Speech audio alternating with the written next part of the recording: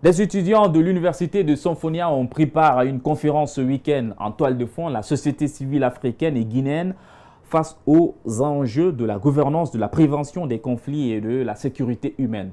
On peut dire oui, des leçons ont été tirées. Interview. Bonjour. Monsieur. Bonjour. Vous vous appelez comment? Je m'appelle Sindla Kerfala, étudiant sortant de l'université de Nalancé, département langue et civilisation arabe. Bien, alors j'imagine que vous avez suivi avec beaucoup d'intérêt cette conférence. Qu'avez-vous retenu? Dites-nous. J'ai retenu là-bas les enjeux de la sécurité humaine en Guinée. Là-bas, on avait trouvé beaucoup d'interventions de M. le ministre de Burema Condé, mais les 5 grands enjeux de sécurité humaine à l'ensemble des États, à l'ensemble des... Ok. Oui, allez-y, allez-y. Lisez vos notes.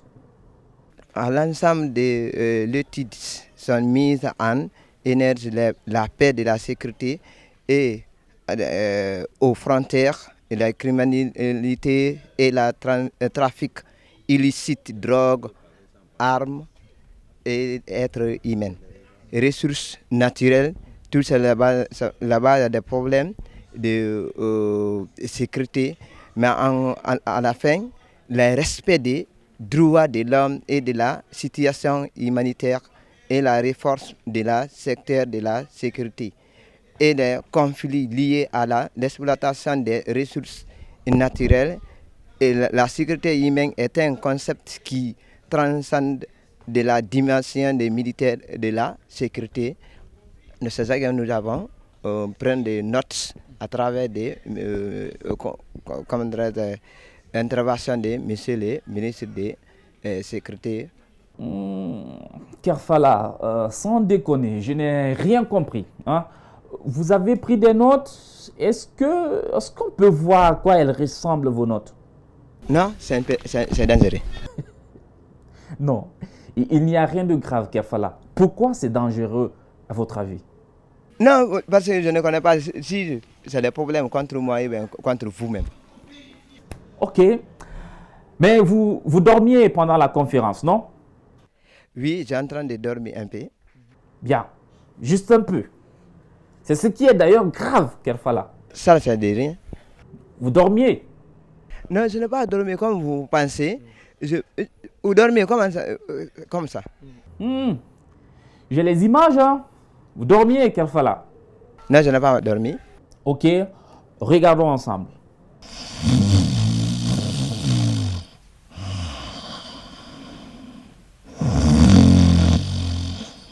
Et c'était qui le conférencier, du coup? Monsieur le Burema Condé. Non. Gouressi Condé. Hein? Burema Condé, c'est cet autre. Hein? Le ministre de l'administration du territoire et de la décentralisation. Bon, revenons. Je réitère ma question. Qu'avez-vous retenu, Kerfala? Ce que j'ai retenu, oui, dans leur conférence, ça nous permet, nous les Africains, pour fournir beaucoup d'efforts, pour prendre les stratégies pour éviter la guerre ou bien conflit dans les sociétés africaines. Qu'en est-il pour la prévention des conflits? Comment vous vous y prenez? Peut-être on va faire débat dans tous les coins, peut-être débat scientifique, on crée ça dans l'école, surtout école publique et privée, surtout au niveau des primaires. On va commencer là-bas pour former les enfants, pour éviter les conflits, pour résoudre leurs problèmes individuels. Merci, Kerfala. Ici, là.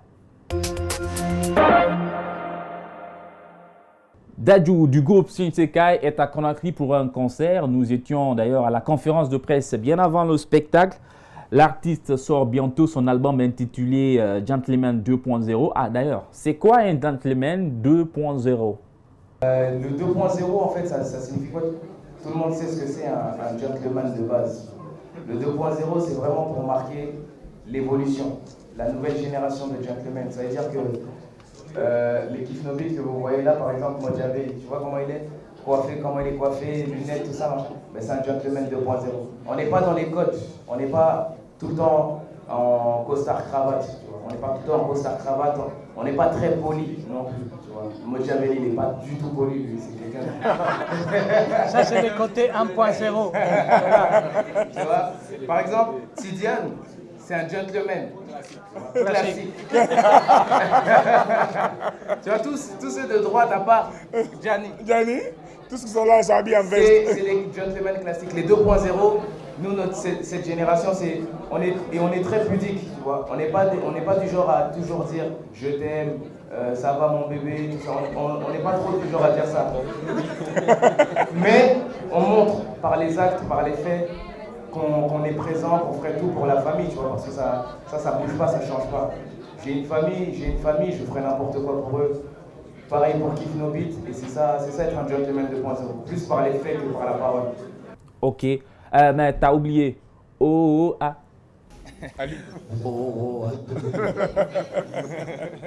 Tidiane Souma, l'organisateur de ce concert, dit avoir pris toutes les dispositions sécuritaires en vue de la réussite du spectacle.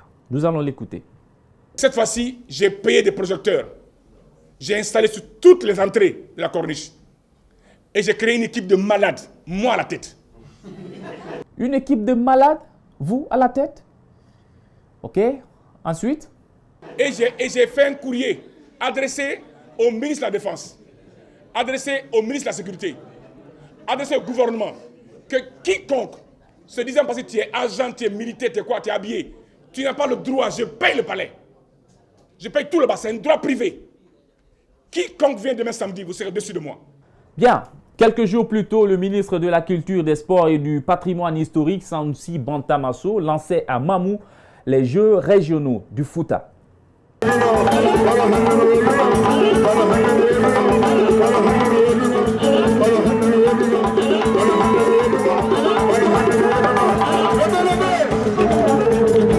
Et puis on se quitte avec cette belle vidéo. Ça se passe bien sûr à Mamou à l'occasion de ces Jeux régionaux. Un jeune homme a volé la vedette à Takana Zion, que vous allez voir d'ailleurs autrement, tout nouveau, sans barbe. Prenez-y du plaisir et gardez la bonne humeur jusqu'à la semaine prochaine pour d'autres news. Au revoir. Mesdames,